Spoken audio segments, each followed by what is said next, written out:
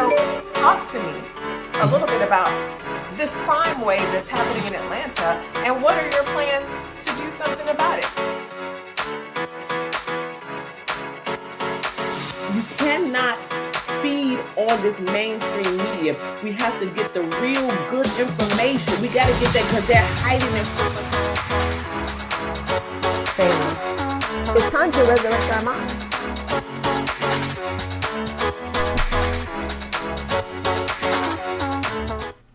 Good morning, good morning, good morning. You guys, welcome. Welcome to, gosh, what is today? Welcome to Wednesday, March 16. Welcome. I see you, Tish. I see you, Jackie. I see you, Christina.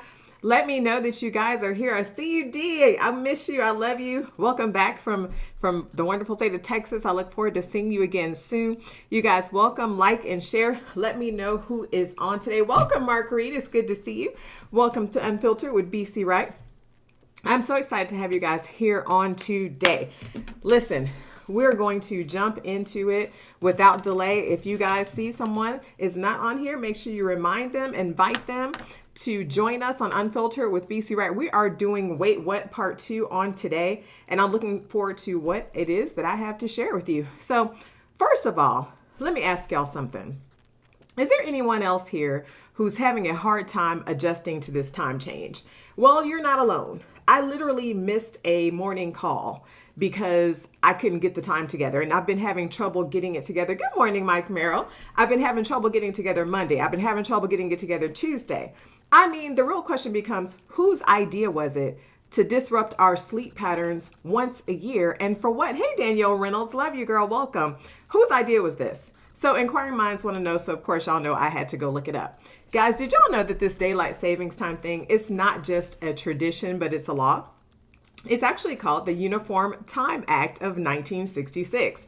It was created during World War I. That whole daylight savings time thing, that's when it was first introduced. It was actually introduced by Germany. They decided to set their clocks ahead for 1 hour in an effort to use less power during wartime. Good morning, Mom. Good morning, Avril. And so that is what they decided to do. They did that, I believe, I want to say it was in 1916. Yes, of course, our wonderful United States of America decided that we wanted to jump in on the bandwagon, but we did not do so until 1918 when the bill was introduced. Let me explain something to you guys. This bill was introduced and it was called a wartime thing that people did during times of war. President Franklin Roosevelt did this during World War II, but after the war was over, that time ended. So actually, we only had this clock flip-flop switch from 1942 to 1945. So someone explain to me why some 20 years later in 1966, somebody decided that we needed to go back to going back and forth, back and forth. That's when the Uniform Time Act of 1966 was established, which introduced the idea of going back and forth every single year. So let's pull it on into 2022 so you understand why I'm talking about this. So after losing an hour of sleep, along with the rest of us, the members of the United States Senate returned to Capitol Hill this week, and they were probably in a bit of a mood. Thank you, because moods can sometimes institute change. So on Tuesday, with almost no warning and no debate, thank you for no debate, the Senate unanimously passed legislation to do away with springing forward and falling back. That's plagued us for decades. Can I get an applause from everybody in the chat? Can I get an applause for that? Let me explain to you. Senator Marco Rubio is actually the person who introduced this. Thank you, our favorite presidential candidate. Mr. Rubio said, and I love the look on his face because I can just imagine that this is how he was looking. He said, one has to ask themselves after a while, why do we keep doing it? Mr. Rubio said, this was reported by the New York Times. The majority of American people's preferences is just to stop the going back and forth. The New York Times agreed. They said they did a study that said most people despise it. If y'all are like me, you despise the back and forth. Thank you, senators, for being angry enough and groggy enough to go in and decide to make a change to something that was absolutely senseless. But here's the issue. Now it's up to the House of Representatives to decide the fate of the bill. What's going to happen? Who knows? But it's up to us. You know what we can do? We can get in contact with our representatives and say, enough of the foolishness. We'd like the time to stay what the time is. There's no sense in us springing forward and jumping back, springing forward and jumping back. Because I'll be honest, I don't have a problem springing forward. I have a problem I have a problem. Wait, falling back. It's one of those. Either way, if I get more time, I'm good. But when you take it away, you can't take away stuff from people. So anyway, I got to tell you guys, the Sleep Foundation is already arguing against this, saying we shouldn't adopt a standard of daylight savings time, but it should be standard time because of something about the rotation of the sun. Child bye. We just want to be able to have a consistent schedule. More on that, I'm sure. So let's jump into it today, guys. Let's get into just 3 facts that I want to share with you guys on Today in History. Welcome to March 16th, you guys. Welcome to March 16th. Let's talk about some stuff that's happening in history. What do we want to talk about? The first thing I want to talk about is Crimea. It's interesting, an interesting fact, Today in History. Today in history actually is when a referendum was passed in Crimea where they voted to secede from Ukraine and to join the Russian Federation. They joined this. All the newscasters are talking about, remember what they did to Crimea? Well, in 2014, by popular referendum, Crimea decided to leave Ukraine and to join Russia. And then later, Russia decided to annex the country. It's interesting that now we're back in Ukraine fighting a war on today. History just seems to revolve in this season. So then we have some history about Eleanor Roosevelt. Of course, we all know who Eleanor Roosevelt is. Eleanor Roosevelt is the niece of President Theodore Roosevelt, who married her distant cousin, Franklin Roosevelt, who was later U.S. president. So we are celebrating her birthday on today as well. Little fact that I did not know. And then the next thing we are talking about in history on today has to do with Mississippi.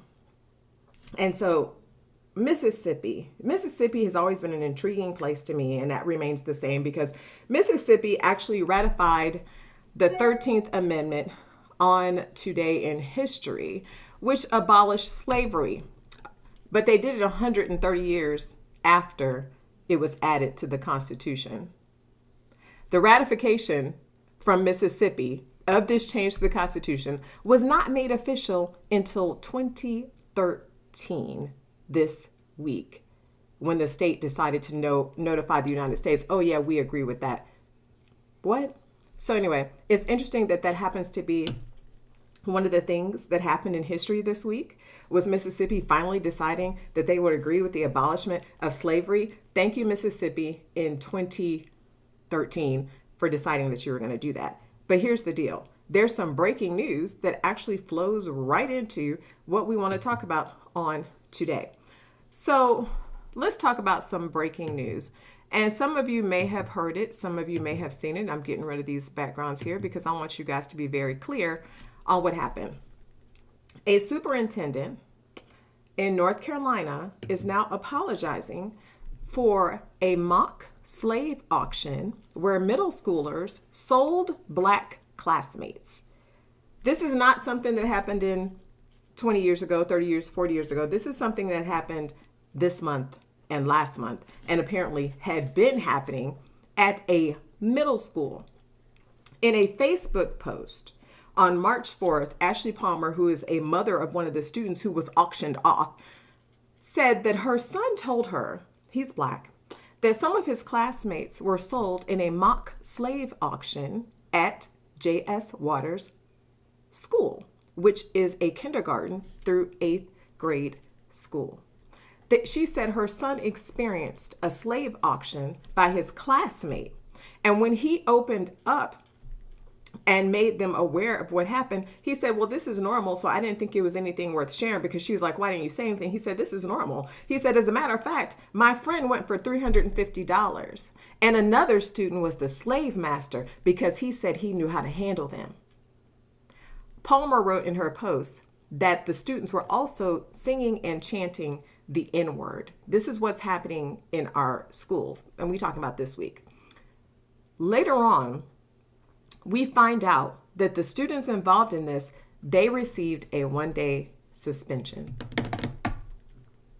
Okay, so they received a 1-day suspension, even though her son says he was subject to continuous harassment by these other kids. So this, of course, went to the Chatham County School Board meeting, where then we find out the truth that there are several other students who had been a victim to this racist behavior. How does the school not know about this? How are they not aware of this until the kids come forward? One mother who said her son was also a mock slave in the auction because they were afraid and they were being harassed and they were being bullied, told the board about the conversation she had with her son. She said, I asked my son, why didn't you tell me? And he responded, Mom, it's not a big deal. She said, what?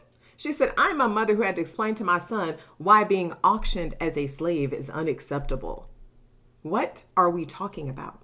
So now, and I know we got some educators who are on the line with us. So now, of course, the superintendent has presented it to the school board and they're going to come up with some type of action plan. My educators, I don't even really know what an action plan is supposed to do, but I feel like something was off here with the school. I feel like something was off here with the teachers because it seemed like something that happened all the time. At what point do you get people at this grade, K through 8th grade, I want to say middle schoolers are in that age as well, I'm sure. At what point do they learn to have the Black kids participate in a slave auction? One of my friends went for $350 and I could see a kid with a gavel and then chanting, why would they be reenacting such a thing? And how does the administration not know? And if the administration was aware, isn't this like lack of supervision? There's something wrong here. But here's what I can tell you, because they have a new superintendent there. The new superintendent, his name is Anthony Jackson. And what he did was he said, as a newcomer to our school system and to this community, before I offer any plans, I want to do something that needs to be done here publicly. And you know what he did, y'all? He apologized. He said, I want to offer an apology to every single student who has ever felt unsafe while in our care, to every student who's ever felt demeaned or disrespected or marginalized because of their race, ethnicity, or any other thing. Let me tell you guys something. We need to talk to our children. We need to pay attention. We need to listen to changes in their behavior. They don't need to think that anything like this is normal. They don't need to think it's normalized. And I see you, Jackie. Jackie says they thought it would be good for Black History Month.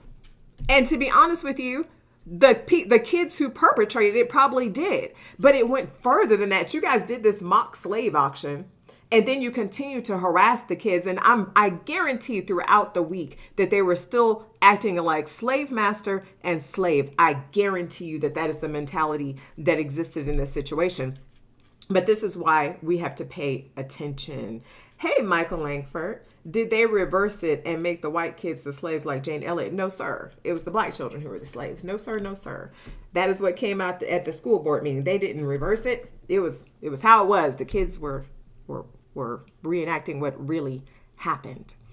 And so here we are. I wanted to bring that out on today just to tell everybody, pay attention. Just because you didn't had a Black president, just because it's 2022, just because we might be getting an African-American Supreme Court justice, doesn't mean you don't need to pay attention to your kids. Doesn't mean you don't need to pay attention to what's happening in the school system. We ain't as far as y'all think we are. I'm gonna leave that right there.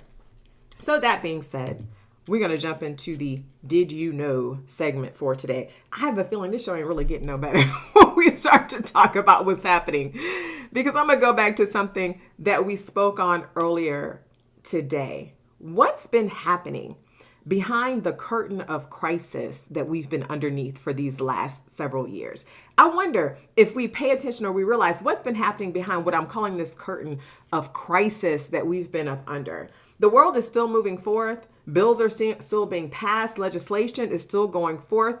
And are we aware, or are we so caught up in the crisis that we don't see what's happening, so we don't speak up, so we don't say nothing? And by the way, did y'all notice that COVID is back? I'm going to leave that right there. Because I could say a whole bunch about that, because there's so many people who are like, there's only so many shellings you can tell me about and so many different ways you can tell me about it. So COVID's back. All right, so I'm going to leave that there, and let's look at some of the laws that have been introduced in the wonderful state of Georgia that are going to be going for a vote. And I need everyone to pay attention to this, because I see you, Jackie, you said it never left. I need y'all to pay attention because they publish it. But we don't go get the information. They say if you want to hide something from somebody, put it in writing. These things are published. So let's pay attention. And I'm just using Georgia as an example, but I know we have people from Illinois. We have people from Texas. We have people from Arkansas. We have people from all over the country who are tuning in. So here's what I want you to consider. If it's happening here, it could be happening there. So let's pay attention. So in addition to the traditional things like, changing our voting rights and income tax cuts and gas tax holidays, these are the things of interest that are being introduced right now, that have been introduced and have received a second reading and are going for a vote before our legislative authority here in Georgia. There's a bill on protesting. It is called Senate Bill 171. What y'all think this bill is aimed at? You think it's pro-protest or you think it's anti-protest? Okay, I'm gonna read it for you guys. Summarize it the way the notice did. Senate Bill 171 requires a permit for any assembly. So the next time somebody gets killed, the next time somebody gets shot, the next time a hate crime takes place, you guys go get your permit, because that's what you need to do. Requires a permit for any assembly. And by the way, it's coming back. It never left. It's just we've been watching other stuff, but the protests are coming and they're anticipating that it's coming. So you got to get a permit. And they're increasing criminal penalties for protests, making it a felony to block a highway or deface a monument. And it also allows people to sue local governments if the protests turn violent.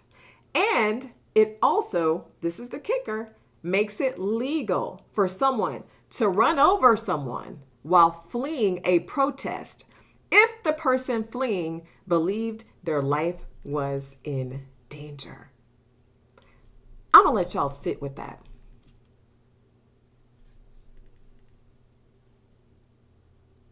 I'm sorry. Did you just give people who are against whatever protest is going on a defense for murder? Did you say that it would make it legal to run over someone else with your car while fleeing a protest if you believe that your life is in danger? There are people who believe their life's in danger just because somebody got on an elevator with them and their pants were hanging down. There are people who believe and start to clutch their purses that their life is in danger just because they're shopping with people who don't look like them. There are people who believe that their life is in danger just because they don't like you and because the defense is there. Are you kidding me? Pay attention. Senate Bill 171 in Georgia. Y'all need to stay woke. Y'all need to pay attention. You need to take action. In addition to that, let's add a guns in public law that they're introducing via House Bill 1358 and Senate Bill 319. Let's talk about what this bill would do. This would abolish Georgia's requirement for a background check or a license to carry a handgun in public. Oh, okay, so you can carry your handgun with you while you're running over protesters. So this would make it so you don't need to have a background check no more. You don't need to have a license. You can just hold your handgun in public because the Republicans say that infringes on the Second Amendment gun rights for people to have to apply for a permit and pay a fee. So let's be clear.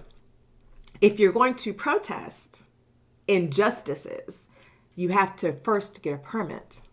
But if you're going to get a gun, you don't need no permit. And you can carry it wherever you want. You don't need no permit. That's House Bill 1358. Y'all can rewind it. Y'all can write about it. Y'all can complain about it. Y'all can call the senators about it. Y'all can read about it. I'm just letting you know. And then, of course, in the midst of us talking about what's happening with these school children in North Carolina, Georgia has joined the critical race theory deal. And so House Bill 1081, I'm telling y'all the bills for a reason. House Bill 1084, rather, and Senate Bill 377 would ban the teaching of certain racial concepts that Republicans say are divisive. You read that right. Who gets to say what's divisive? Opponents say the measure would frighten teachers away from an honest classroom discussion of race in history and the present.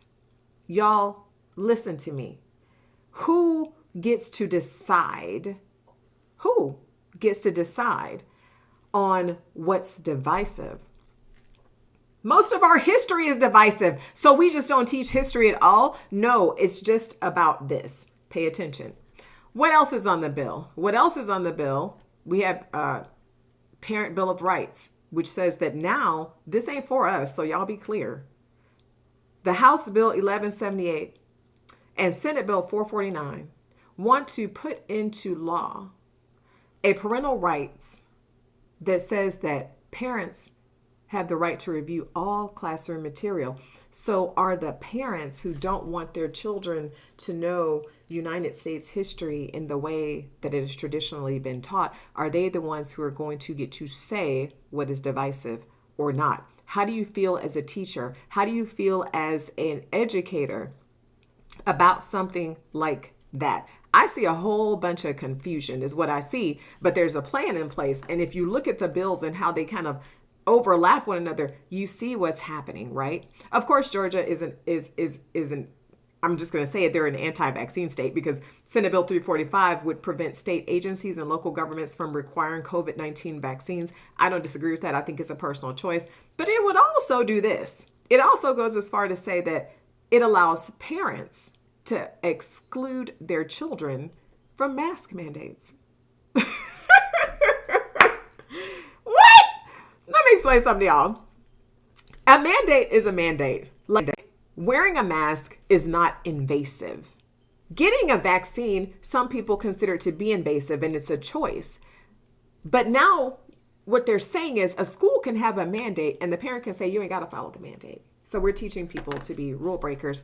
We're teaching them to be law breakers. So I want to make sure you guys know that if any of you guys live next to anybody who likes to farm, farming is great, but I mean on a bigger scale, like people are going to be able to do some things. House Bill 1150 purports to enhance protections for farmers against nuisance laws by neighbors over problems such as odors. Do you guys remember the show where we did in North Carolina? And Tish, I think you may remember.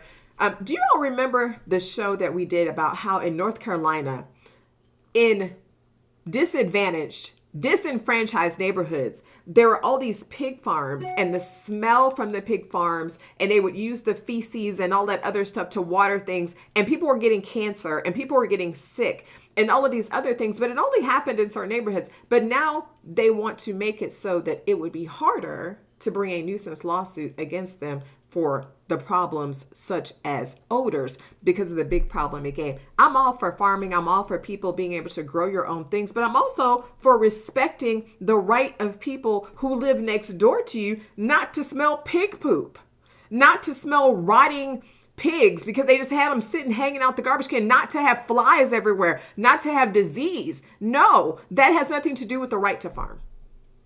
You have to do it ethically, and you have to do it in a way that's respectful to your neighbors. This is causing cancer. Okay.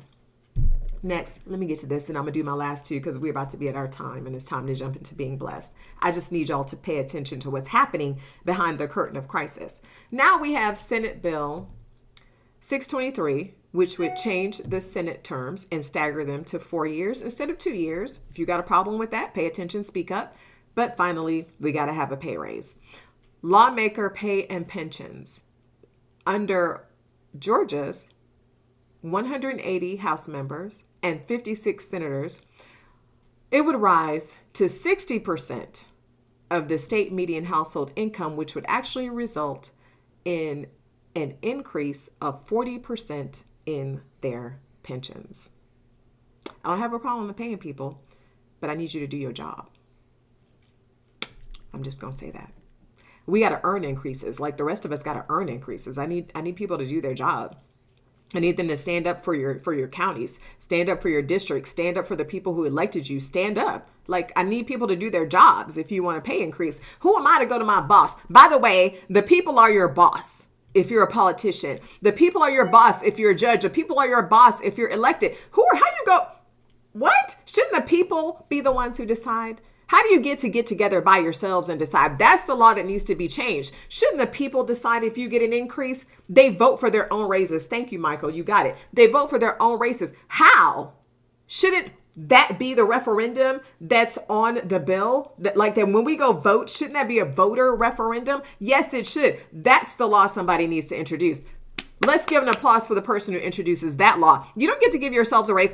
Do you know how many raises I'd have gave myself if I could have given myself a raise during my time as a prosecutor or even as a defense attorney before going into private practice? I would have had a raise every week. I would have been like, I showed up on time, honey. I'm getting a raise this week. Dude, I would make more than the president of the United States. Are you kidding right now? Like, actually, most people do make more than the president of the United States. But you missed the point. They shouldn't be allowed to do this. And I'm telling you, like, this happened in Atlanta, and actually one person on the city council abstained from it because they said it was ridiculous. They did it during the height of the pandemic, and everyone was like, wait, during the height of a pandemic, we want to give ourselves a double increase in salary? What are we doing? Y'all trying to do stuff when people ain't looking. But guess who's looking? Unfiltered is looking. And we're paying attention, and we're talking about it, and we're saying something about it. The only question is, are we going to act on it? Did you know? Y'all see the sign behind me? Did you know? Now you know. You can't say you didn't know. We heard a lot of wait, what moments on today. So let's do this. Let's give away some money. I love you guys. I appreciate you guys. I said we're going to keep it to 30 minutes. We started at 9:11. We got till 9:41. It's 9:39. So let's do it. Y'all know how we do. Put your numbers 1 through 100 in the chat, and we will pick a winner.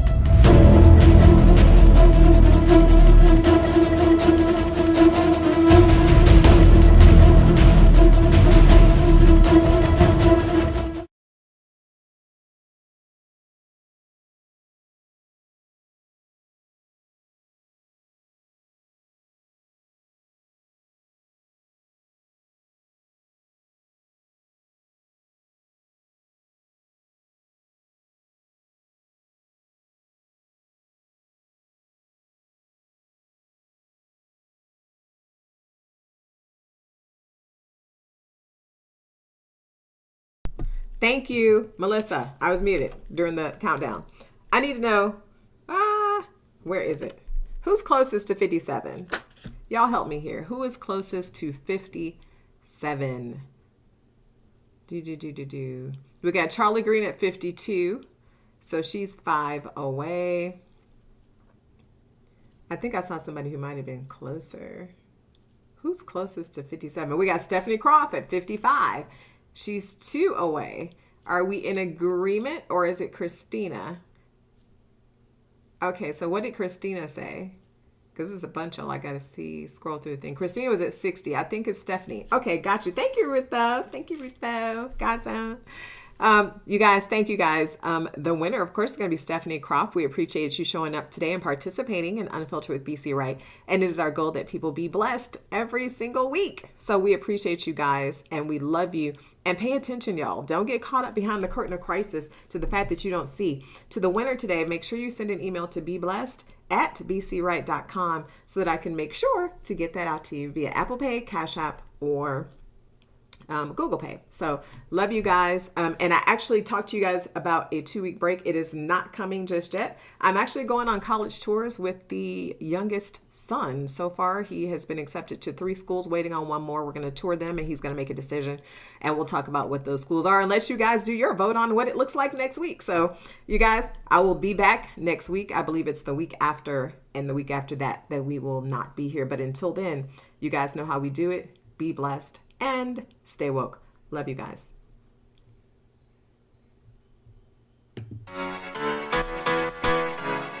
So talk to me a little bit about this crime wave that's happening in Atlanta, and what are your plans to do something about it?